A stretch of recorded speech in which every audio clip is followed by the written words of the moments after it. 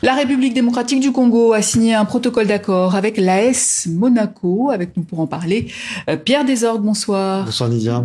Que contient ce projet ? La RDC va poser ses couleurs, son nom sur les maillots de grandes équipes européennes et visiblement cela commencerait par Monaco. Alors le ministre des Sports Didier Bundimbu s'est rendu, il est en visite à la Turbie. La Turbie c'est le grand centre d'entraînement de l'AS Monaco.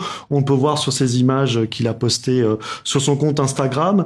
Alors un premier accord a été signé le 10 mai dernier entre le ministre des Sports et le directeur général du club monégasque.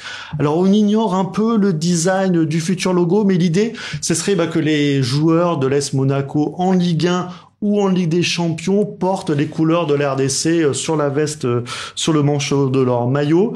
Et puis pour les joueurs du centre de formation, le flocage sera plus imposant. Alors l'idée aussi, c'est de promouvoir la RDC sur les comptes sociaux du club monégasque.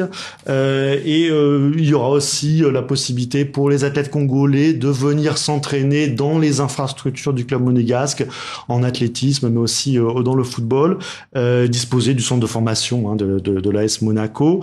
Une loge privative dans le stade sera disponible aussi avec des packs VIP pour les investisseurs qui seraient intéressés pour des investissements en RD Congo.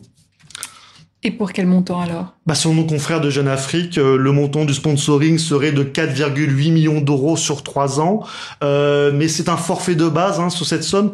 Il faudrait rajouter sans doute plus de 200 000 euros par an pour Kinshasa.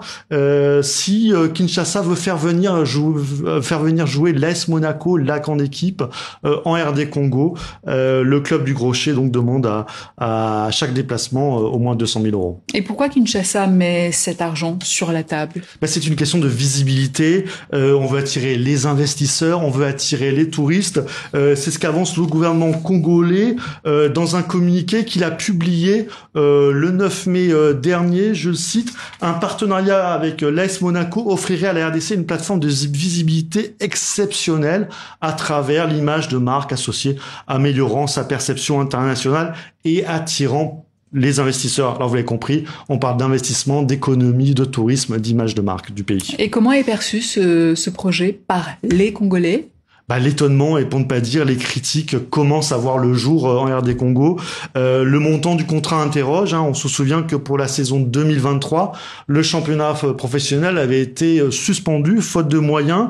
On écoute l'analyse de René Mukelei, journaliste sportif congolais, des propos recueillis par Dadi Songourzo.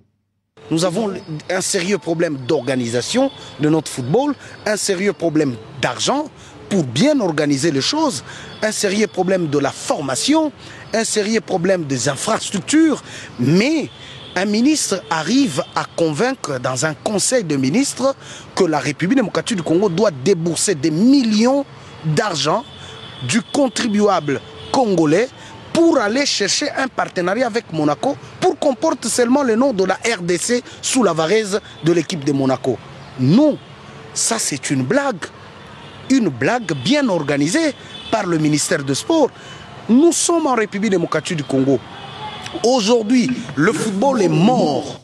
Et visiblement, Pierre, les réseaux sociaux se sont emparés de l'affaire. Tout à fait, Nidia. Sur TikTok, ce jeune Congolais dont nous avons flouté le visage, lui fait la visite déplorable, fait la visite de l'état déplorable des toilettes du Stade des Martyrs. Le Stade des Martyrs, c'est le stade emblématique de Kinshasa.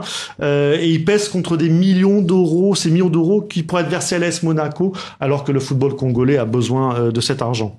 Et que répond le ministère des Sports ? Alors nous avons sollicité plusieurs fois le ministre des Sports. Il était en visite à Paris ces derniers jours et hélas nous n'avons pas eu de retour. Alors un autre pays, et vous l'avez souligné Pierre, a investi dans le football pour se rendre plus visible, c'est le Rwanda avec le PSG évidemment, Arsenal et l'Atlético Madrid.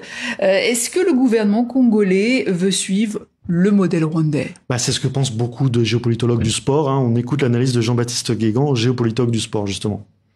Il est évident que la symétrie entre la stratégie rwandaise et la stratégie de la RDC est manifeste. Et donc, évidemment qu'ils l'ont tenu qu'ils ont tenu compte. Évidemment qu'ils ont réfléchi à tout ça. Et c'est ça aussi qui va compter, c'est de voir aussi comment le Rwanda va réagir et comment les autres acteurs vont recevoir cette campagne qui fait quand même beaucoup écho à Visit Rwanda.